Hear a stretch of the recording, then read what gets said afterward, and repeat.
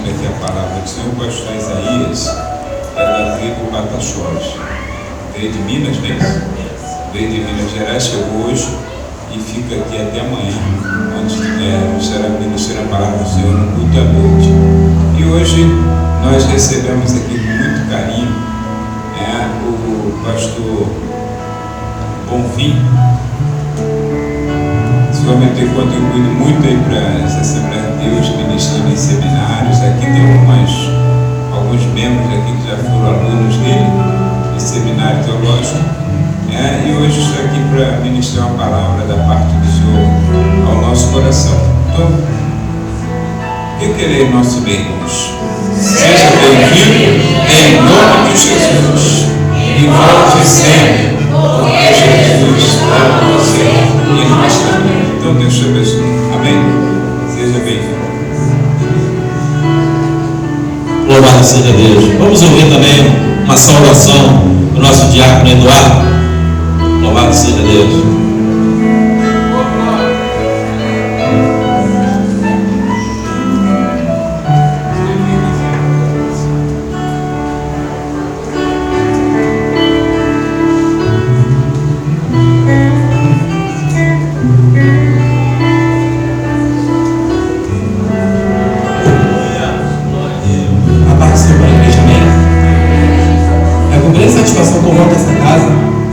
Deixar para a meditação da igreja Salmo 25, 1 e 2, que diz: A ti, Senhor, levanta a minha alma, Deus meu, em ti confio, não me deixes confundido, nem que os meus inimigos triunfem sobre mim. Essa meditação que eu deixo para a igreja, eu agradeço a oportunidade em nome de Jesus. Louvado seja Deus. Também gostaria de ouvir uma saudação para o nosso pastor Isaías. Saudação.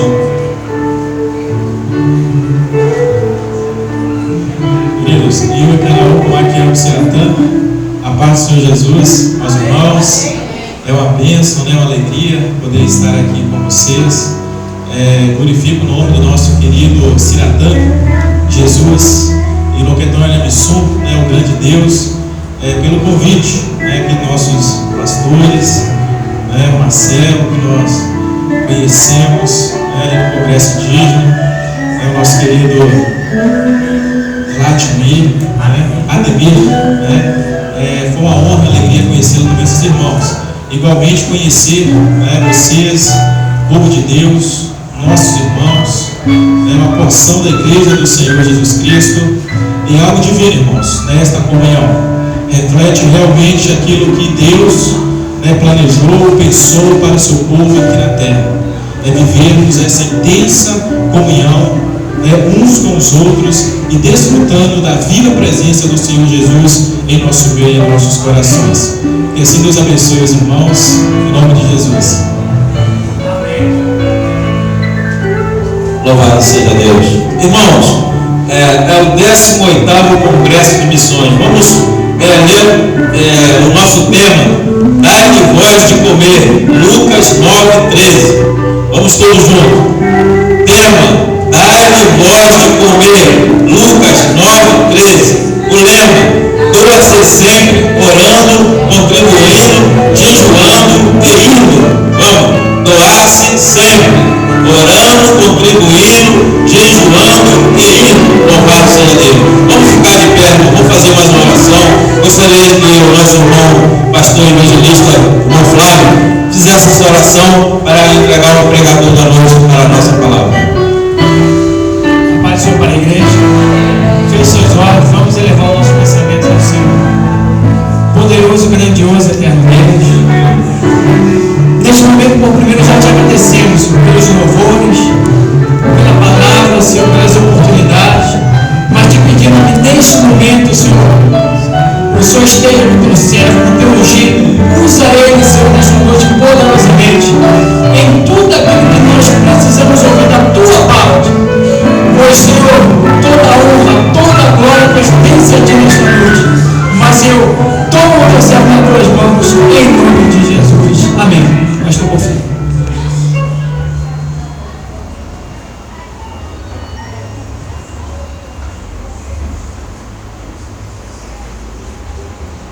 Eu vos cumprimento, igreja, uma paz do Senhor. Amém. Evangelho de Lucas, o texto, ele já foi lido nessa noite, mas eu quero ler o texto mais uma vez.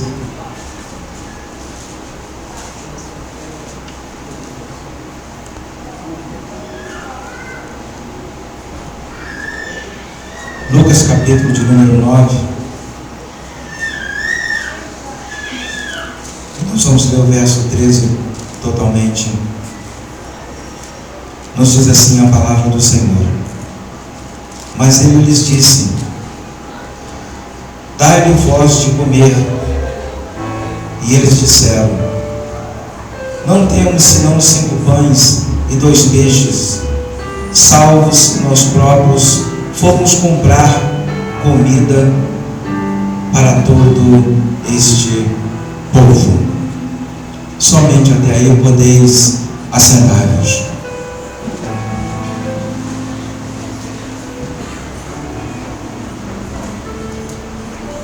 Eu queria pedir aos músicos, eu tenho dificuldade de concentrar com música. Se eles tocassem baixinho, bem baixinho, que eu tenho dificuldade para me concentrar. Isso é peculiar do homem. O homem é como a mulher que sabe usar perfeitamente os 2 lados do cérebro. Nós homens temos essa dificuldade. Uma mulher pode estar na cozinha dando de mamar o seu filho, mexendo a panela, ouvindo a música no rádio e escutando a televisão que está lá na sala. Elas podem fazer isso tranquilamente. E se alguém for lá na sala desligar a televisão, ela vai dizer que está ouvindo. Por isso, numa sala, numa turma de pedagogia, se você tem 50 alunos, 48, 49 é mulheres. Terá um bendito fruto, não é isso? Entre as mulheres. E nós homens, infelizmente, temos essa dificuldade em fazer 2 coisas simultâneas. A não ser que sejamos treinados para isso. Do contrário, temos dificuldade. E eu tenho esta dificuldade. A não ser também que eu seja treinado para isso. Com muita alegria estamos aqui nesta noite. E queremos falar uma palavra aos vossos corações. Não será uma palavra longa. Será uma palavra rápida. Não fique preocupado com uma questão do horário. Não fique preocupado com o horário. Nós seremos bem éticos. Não vamos estender muito do horário. Mesmo que você pense assim: pastor, é uma festividade, pode passar. Mas nós não vamos exceder muito nesse tempo. Então pode ficar tranquilo, não fique preocupado, e seremos bem éticos mesmo. O texto bíblico que vocês escolheram para esta mensagem nessa noite, eu tenho certeza que a escolha desse texto não dependeu exclusivamente dos irmãos e das irmãs, mas eu tenho certeza que vocês oraram, eu tenho certeza que vocês pediram a direção a Deus para escolher um tema para uma festividade dessa tão importante, que é uma festividade sobre missões. E aí nós pensamos e olhamos para missões, e eu tenho certeza que você já ouviu muitos bordões sobre missões. Alguns dizem que missões estão no coração de Deus, outros dizem que a igreja deve respirar missões, e por aí vai. E olhando para missões, nesse texto que vocês escolheram, esse capítulo 9, ele trata de uma coisa interessante. Jesus havia chamado os seus 12 discípulos, e entre esses 12 discípulos havia um homem chamado Iscariotes, e ele manda esses 12 discípulos fazer uma viagem missionária. E ele especificou 2 coisas. Ele disse assim: vocês vão apenas as ovelhas perdidas da casa de Israel, e eu vou dar a vocês a autoridade, vou dar a vocês poder sobre toda obra maligna. Ele sai especificamente com essa missão e com duas coisas que eles deveriam fazer. E esse texto eles retornaram. E quando eles retornam, o que Jesus faz? Jesus observou que eles estavam muito cansados, fatigados daquela viagem, e ele disse assim: venham comigo. E ele leva eles para um lugar deserto, para Betsaida, que na verdade era um lugar bem ermo, bem deserto. E o texto diz então que ali Jesus começa a tratar com esses discípulos. Irmãos e irmãs, muitas pessoas dizem que não evangeliza, que não faz missões, porque não tem um dom. Há pessoas que dizem assim: não, eu não vou evangelizar, porque eu não tenho dom de evangelizar. Evangelizar não é dom, evangelizar é imperativo. Jesus disse: ide por todo mundo. Ele não disse que te daria um dom para evangelizar, mas ele te deu um imperativo. Imperativo não se discute, imperativo se obedece, sabendo que não é as últimas palavras de Jesus, não, porque você ainda tem um Apocalipse, e nesse Apocalipse você tem o quê? 22 capítulos, 404 versículos, que na verdade são as últimas palavras do Senhor. Mas missões, evangelismo, não é dom, é imperativo, e todos nós devemos evangelizar. Alguém disse aqui nesta noite: se você não pode ir, você pode orar. Se você não pode ir nem orar, você pode contribuir. Se você não pode fazer nenhuma dessas coisas, você pode jejuar. Imaginamos que quem vai não é maior do que quem fica. Todos têm a sua importância, mas o importante é que nós evangelizamos, é que ganhamos alma para o reino do Senhor. Ano passado estávamos na África, e em pouco tempo que fiquei ali, como se ganhava almas ali, uma situação tão difícil, países tão difíceis como Moçambique, como Zimbábue, como África do Sul, mas como ganhava-se almas. Ao mesmo tempo que você via uma escassez tremenda de víveres, você via as pessoas sedentas pela palavra, você via as pessoas querendo a palavra.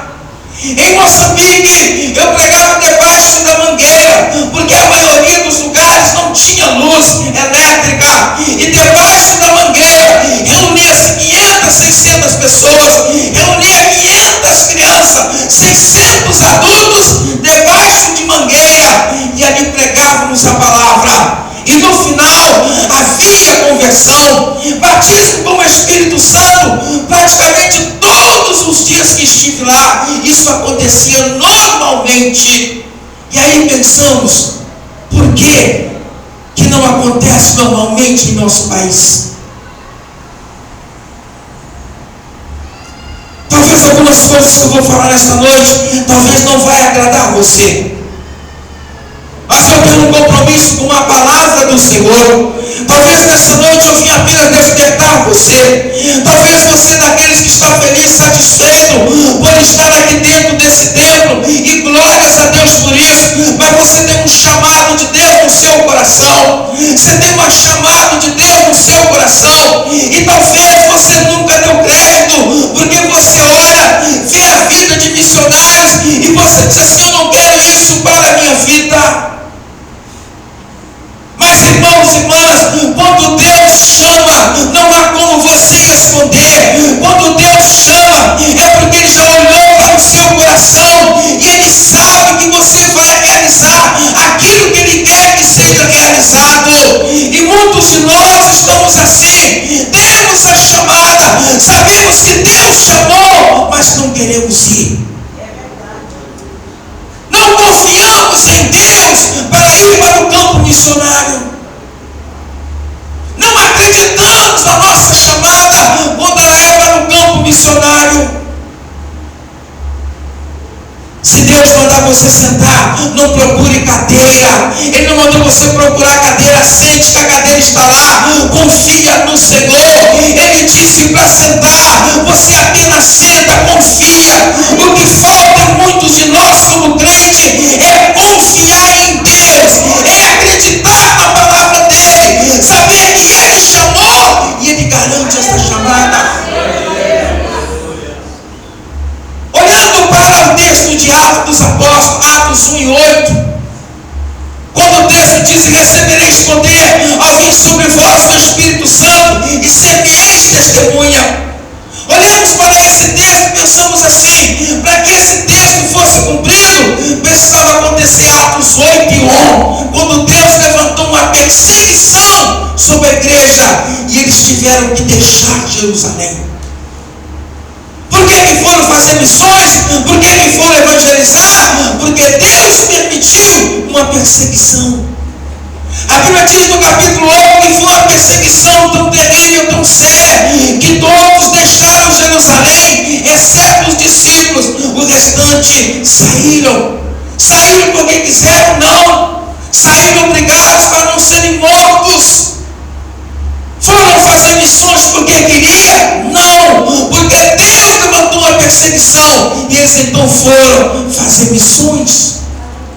Quantos de nós estamos assim, felizes, certo? Temos uma chamada e não vamos. Irmãos e irmãs, pode ter certeza que Deus vai mover o que Ele tiver que fazer na sua vida para que você vá realizar a obra do Senhor. Esse texto que vocês escolheram como tema, e eu falei a vocês que eles retornam daquela viagem. Jesus leva eles para um lugar ermo, e lá Jesus começa a tratar pessoalmente com seus discípulos, e de repente o texto nos diz que aquela multidão está com fome, eles não têm aonde comprar alimento para aquela multidão. Se nós observarmos o texto falado por Pedro, Pedro vai dizer exatamente que era apenas 5 pães, mas ele diz que os pães eram de cevada, não era nem de trigo. Ele diz que os peixes eram peixes pequenos. Olhando nesse texto escrito pelo Dr. Lucas, ele não diz que os pães eram de cevada, ele não diz que os peixes eram pequenos, ele apenas menciona os peixes e menciona os pães, mas não dá a dimensão. Mas no outro texto, falando do mesmo assunto, Pedro chega e ele diz que aqueles pães é de cevada. Cevada, você sabe, é um trigo de segunda classe, não é realmente trigo. Era um trigo para pobre, para fazer pães para pobres. Era um pão mais barato, mas o trigo era um pão mais caro. Não era para o pobre, mas para aquele que tinha uma situação econômica melhor. Deus pega pães feitos de cevada, que para muitos não era nada, apenas um alimento para pobre. E o texto diz que Jesus, ele pega aquele pão e ele apresenta a Deus.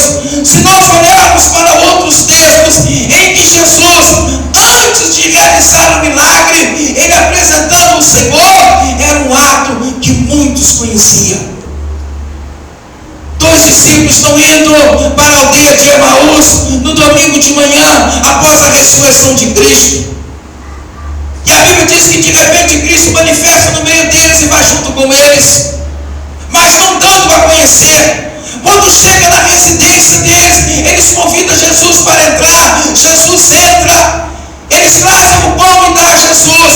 Quando Jesus abençoa aquele pão, eles reconhecem Jesus, mas aqueles 2 discípulos não faziam parte dos 12 que eram mais chegados a Jesus, eram discípulos mais distantes. Os seus nomes não estão na lista dos 12, mas eles conheciam aquele ato. Quando Jesus abençoou o pão, eles disseram: conhecemos esse ato, sabemos quem está fazendo isso. Eles sabiam que em seguida aconteceria algo maravilhoso. Aleluia. Mas nesse texto aqui Jesus faz diferente. Jesus pega o pão, abençoa, parte o pão e dá na mão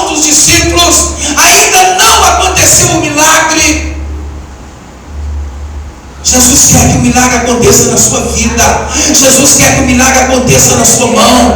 Jesus quer que você possa testemunhar de milagre. Jesus quer que você possa abrir a sua boca e testemunhar um milagre. Mas é milagre, porque a igreja não caminha no natural, não. A igreja caminha no sobrenatural. Se você está caminhando no natural, você não é igreja do Senhor, porque Jesus chamou a igreja para caminhar no sobrenatural. Você não é uma pessoa comum, não. Você é uma pessoa levantada pelo Senhor para caminhar no sobrenatural. O pão partido na mão dos discípulos. Aí é que vem a ordem: dá-me vós de comer. Segunda pessoa do plural, uma ação direta para eles. Dá-me vós de comer. Irmãos e irmãs, será que nós agora em pleno século 21, será que nós temos essa condição? Será que temos essa consciência de saber que a obra é realizada por nós? Será que nós temos essa consciência que os milagres podem acontecer através de mim, através de você, através de cada um de nós?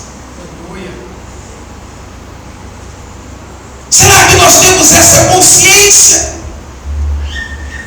Nós acreditamos que não. Deus quer estar, não é onde Ele é tolerado, não. Deus quer estar aonde Ele é adorado, aonde Ele é reverenciado, aonde olhamos para Ele e acreditamos nele. Ele não vai ficar no lugar onde Ele é tolerado, não, mas no lugar onde Ele é amado, desejado, querido. E muitos pedem: vem, Senhor Jesus. Deus quer estar num lugar assim.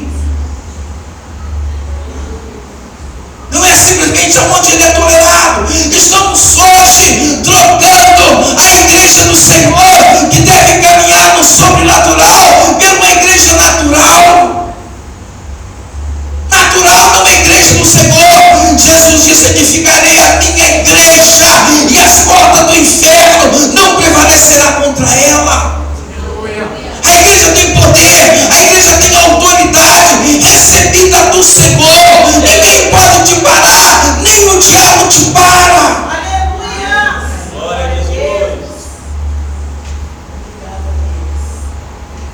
Há uma inversão de valores.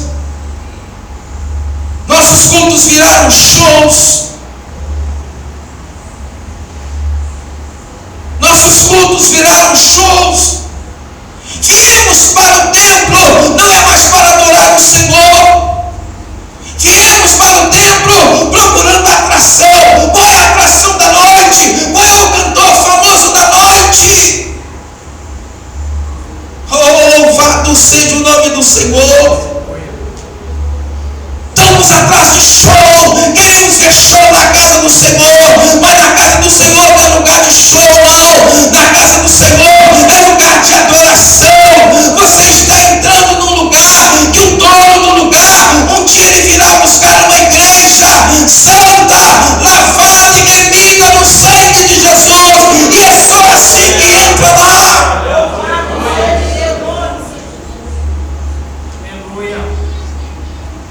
Não é mais época de brincar, não. Dá uma volta no mundo aí fora e olha como o mundo está. O mundo está clamando. O mundo está pedindo socorro. E você tem o socorro, porque você tem a palavra viva. Você tem o Evangelho, que é a palavra viva. Você pode fazer a diferença, mas muitos de nós não queremos fazer essa diferença. Jesus deu a ordem a eles: dar-lhes vós de comer. Não há um questionamento. Os discípulos não questionam. O que eles questionaram anteriormente foi a questão da quantidade do alimento. Mas quando Jesus está na mão deles, o pão abençoado, eles tinham certeza, eles sabiam que aquele pão iria multiplicar. Mas será que nós temos essa convicção? Será que nós somos crentes assim? Acreditamos em tudo que Deus diz? E olha, Deus é onipotente, e pela onipotência Ele não pode mentir. Tudo que Deus falar para você é verdade. Temos que crer, temos que acreditar. Nós estamos conformados em viver uma vida espiritual muito baixa da média, mas Jesus quer que você viva uma vida espiritual acima da média. Ele disse que te daria poder, e Ele dá. Ele disse que estaria contigo todos os dias, até a consumação do século. Ele não mentiu, não. Ele pode estar presente, sim. Mas nós não acreditamos. O discurso é bonito, mas não acreditamos. Viver dependente de Deus não é fácil. Depender de Deus não é fácil. É melhor você depender do homem, de qualquer outra coisa, mas depender de Deus, viver dependente de Deus, é para aqueles que têm fé, é para aqueles que acreditam, é para aqueles que sabem quem é Deus, é para aqueles que sabem que Deus não te abandona. Ele não te abandona. Ele disse que estaria conosco, e Ele estará sempre conosco. Ele não disse que vai te abandonar no meio do caminho, não. Ele vai estar contigo. Precisamos acreditar nisso. Precisamos crer nisso. O texto nos diz que quando Jesus dá ordem a eles para alimentar a multidão, eles vão alimentar a multidão. Eles não questionam e vão alimentar. Eles tinham certeza que o milagre seria realizado. Mas nós não cremos assim. Nós queremos caminhar pelo que estamos vendo, mas com Deus é diferente. Você não está vendo nada e tem que continuar caminhando e confiando no Senhor. Não confiamos apenas no que estamos vendo. Não estamos vendo nada, mas confiamos, sabendo que Deus é poderoso para nos dar a vitória. Aí falamos de missões. Achamos missões bonitas. Mas às vezes convocamos a igreja para o domingo à tarde fazer o evangelismo. E a estatística diz que nem 10% da membresia de uma igreja comparece para fazer o evangelismo. Então, se você tiver 100 pessoas, vai comparecer 10. Se tiver 50 pessoas, vai comparecer 5. E não adianta você me dizer que é diferente, que não é. Eu convivo com isso. Eu tenho 63 anos de idade e é quase todo ele passado na igreja do Senhor. Conheço muito bem isso aí. Já fiz muitos evangelismos, apenas eu lá fazendo evangelismo, convocando a igreja, e na hora não aparece ninguém. Muitos desistem de continuar na igreja do Senhor com obras de missões, com obras de evangelismo, porque não há cooperação.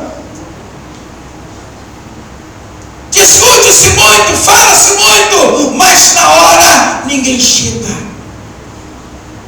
Talvez você conheça alguém que entregou o departamento exatamente por causa disso, que não viu a cooperação da igreja, porque é uma obra difícil.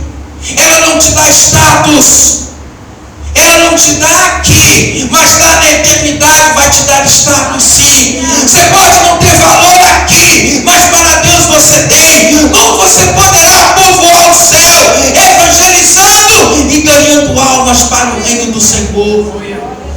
Lá na eternidade não vai fazer diferença nenhuma se você dormiu num colchão de clina ou se você dormiu num colchão de mola. Se você comeu filé mignon ou comeu costela, lá na eternidade não faz nenhuma diferença. Se você andou de carro do ano ou se você andou de carroça, não faz diferença nenhuma. Mas se você foi homem de Deus, senhora de Deus, obediente a Deus, faz uma grande diferença lá na eternidade. Até o lugar que você vai residir é diferente se você andou com Deus.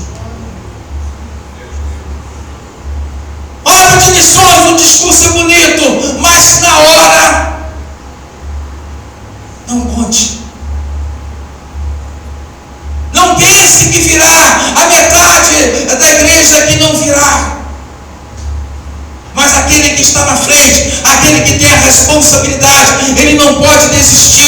É pesado, mas Deus chamou ele para dirigir aquela obra e ele não pode parar, ele tem que continuar. Não vem ninguém, mas tem ele faz sozinho e Deus vai honrar ele.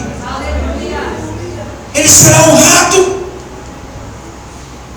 Meu Deus. Na minha fase de criança, na minha fase de jovem e quando passei da adolescência para adulto, eu nunca pensei que eu chegaria a tantos países, nunca pensei que iria pregar em outros lugares. E às vezes eu lembro me fazendo evangelismo, contando com a igreja, e quando chegava 15 horas, que era a hora que saímos, e às vezes tinha 2, 3, e tinha muitos membros na igreja, mas eu não desanimava, eu saía com 2, 3, íamos para os hospitais, evangelizava em todo lugar, fazia culto na praça, ainda usávamos aquela corneta antiguíssima. Quantas vezes pregamos com aquela corneta, e quanta gente Deus salvou, e muitos deles hoje são pastores.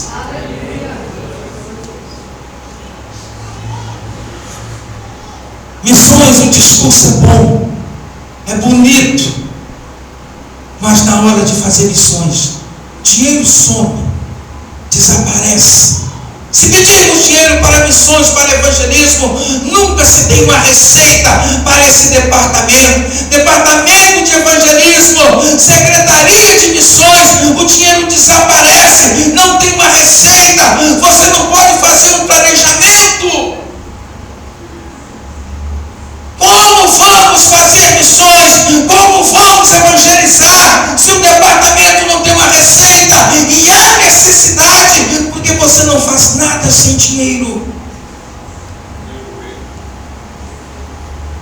Mas como é difícil sair dinheiro para missões. Dinheiro para cantores sai fácil. O cantor fulano, quanto é o cachê dele? É 5 mil, e a igreja está. Ela quer ter o cantor fulano, custe quanto custar. Eu estava pregando em um evento fora, e o cantor que estava lá nesse evento, ele estava levando 20 mil reais para estar lá nesse evento, e pagaram para ele. E ele chegou lá, cantou alguns hinos e depois caiu fora. Ele não ficou porque ele tinha outros compromissos. São mercenário. Mercenário, ele trabalha apenas por dinheiro, mesmo que seja para Deus. Se tiver dinheiro, ele está. Se não tiver, ele não está. Mas missões não é assim. Homem de Deus não depende de dinheiro. Homem de Deus vive de milagre. Vive de milagre. Homem de Deus não vive de dinheiro. Ele vive de milagres. Sabe por que você é tão dependente de dinheiro? Porque você não vive de milagres. Qual era o restaurante de Elias? Quem eram os garçons de Elias?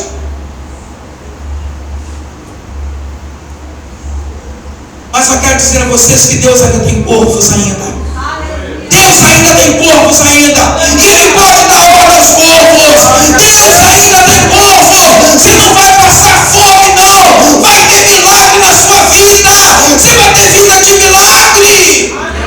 É melhor ter vida de milagre, irmãos. É melhor viver com Deus. Saber que Deus pode operar milagres na sua vida. E se o ribeiro secar, Deus manda uma viúva. Parece até um absurdo, né? O ribeiro seca, está seco, mas tem uma viúva. A viúva, ela tem apenas um pouquinho de farinha, um pouquinho de azeite, mas há milagre no azeite, há milagre na farinha. A farinha não acaba, o azeite não acaba. Homem de Deus não depende de dinheiro, depende de milagre. Se você confiar em Deus, Ele fará milagres na sua vida.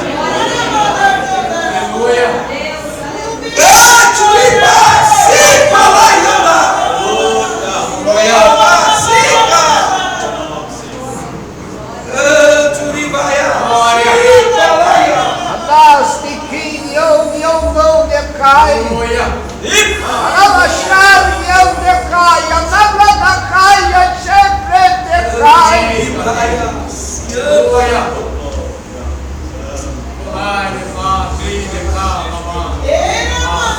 Louvado seja o nome do Senhor. Aleluia. Talvez você diga, pastor, eu não vim aqui nessa noite para ouvir isso. Confesso a você que eu também não esperava falar isso.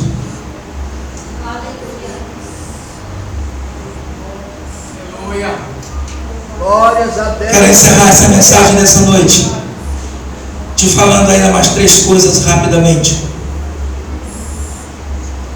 A primeira delas é: você pode viver uma vida sobrenatural, depende de você. Você pode viver uma vida sobrenatural, não depende de Deus, depende de você. Não depende de Deus, não depende dele, não. Depende da sua obediência, depende de você querer. O resto Deus faz. Nós nos preparamos para tantas coisas, nos preparamos para muitas coisas. Por que nós não nos preparamos para servir o Senhor melhor no campo da evangelização, no campo de missões? Segundo, não fique preocupado com o que vai acontecer. Deus vai cuidar de você. Deixe missões arder no teu coração. Deixe esse departamento de evangelismo, secretaria de missões, arder no teu coração. Deixe Deus ser Deus na sua vida. Não atrapalhe Deus, deixe Deus trabalhar. Ele sabe como trabalhar na sua vida. Não adianta você colocar para Deus obstáculos. Ele sabe como remover todos eles. Ele quer apenas que você confie nele. Ele quer apenas que você confie nele. Lá no Gólgota, no momento em que Jesus vem a óbito lá no Gólgota, são 3 cruzes que temos lá no Gólgota. Temos uma cruz na direita, uma cruz na esquerda e temos uma cruz no centro.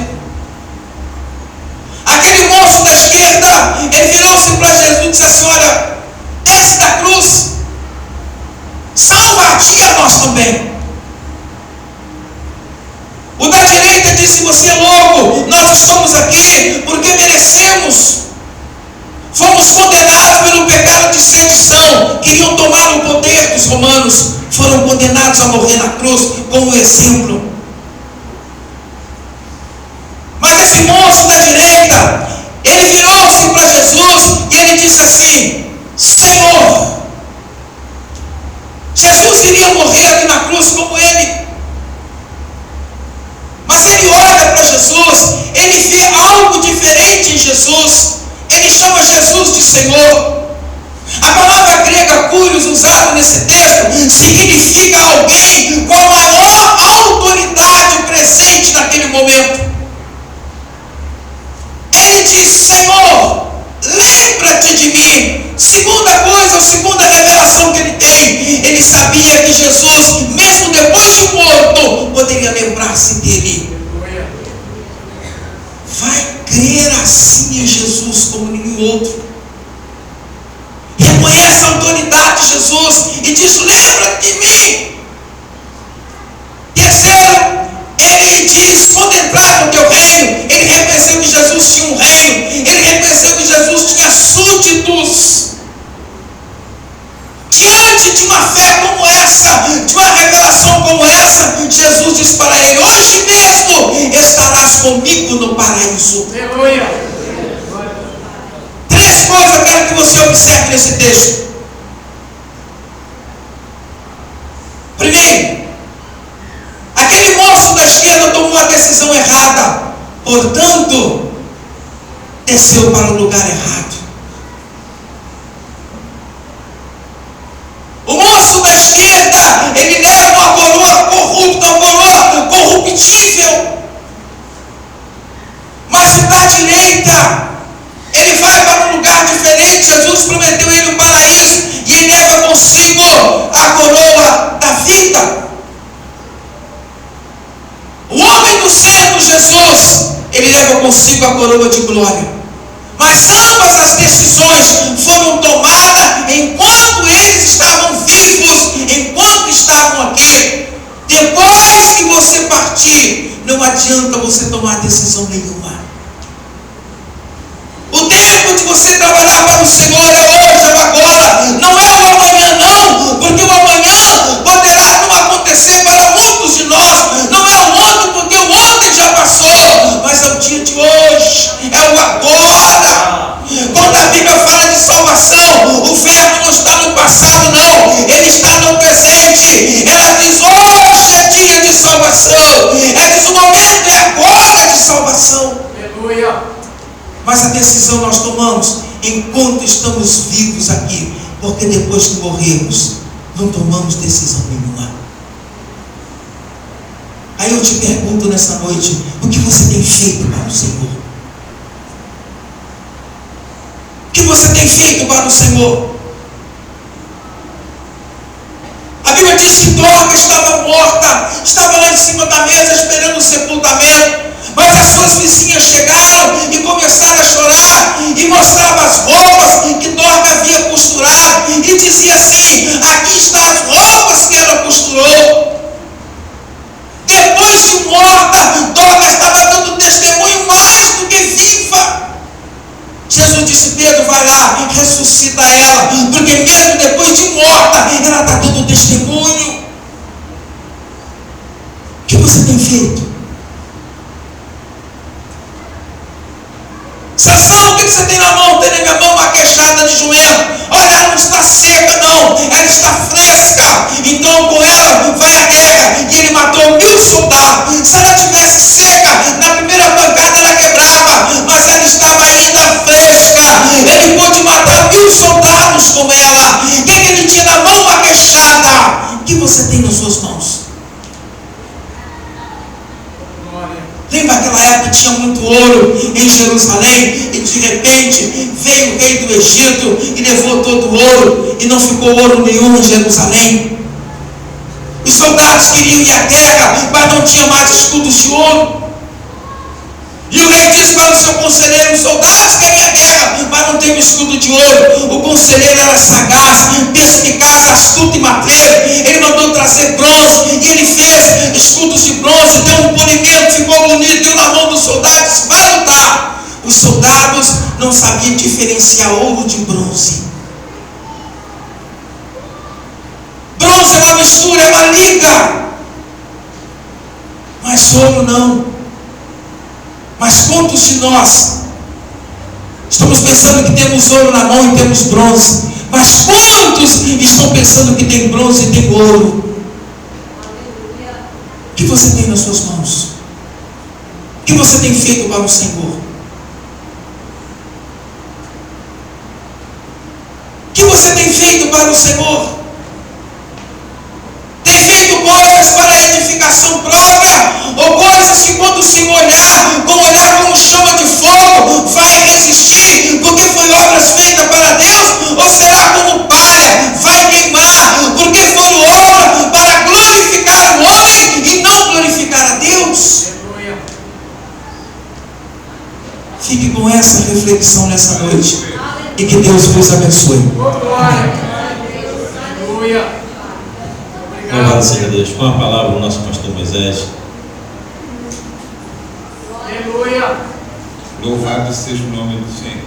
Deus abençoe o pastor Bonfim, que trouxe essa palavra e fique gravada nos corações. É muito difícil a obra, é espinhosa, mas Deus sempre tem alguém corajoso, disposto a realizar uma tão árdua tarefa. E louvamos a Deus, irmãos, porque o Senhor tem abençoado. Eu sei que é muito difícil, o presbítero Marcelo que o diga, a dificuldade de se trabalhar, mas ele tem feito um bom trabalho, como coordenador aqui de missões, e pelo menos uma coisa Deus tem honrado: ele tem fundo, ele tem caixa. O povo aqui oferta para missões. Então isso é muito bom. Porque essa verdade que o pastor Bonfim tem falado, irmãos, é a realidade de muitas igrejas que o departamento sofrido, são dois, mais sofridos, crianças e missões. São os dois mais sofridos, né? Nunca tem. Mas Deus tem abençoado que a visão de alguns líderes tem sido mudada, e então Deus tem honrado isso. Então, prova disso é o trabalho brilhante que tem sido feito aqui. O Marcelo quase nos expõe, mas Deus tem abençoado, então tem feito trabalhos aqui excelentes, né? Com viagens missionárias, com trabalho urbano aqui nas favelas do Rio de Janeiro, em vários lugares. Deus tem honrado esse trabalho. E hoje nós estamos aqui nos congratulando por essa bênção. E fica essa palavra, irmãos, da parte do Senhor para a sua vida, para a minha vida. Viva o sobrenatural de Deus. Viva o sobrenatural de Deus. Não apenas o natural. Deus, ele tem algo de melhor e maior para fazer em sua vida.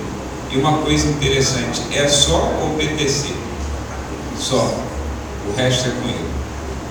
Você pega o que é teu, dá na mão dele, então ele te dá novamente para você dar para os outros. Jesus é estranho, né? É assim que ele faz. Pegou o lanche, depois abençoou e deu de volta, para que pudesse servir a outras pessoas. Quando é teu e está na mão dele, então torna-se de todos. Então Deus te abençoe. Irmãos, a cantina funcionou. A cantina está funcionando. A cantina é uma forma de ofertar. Amanhã teremos aqui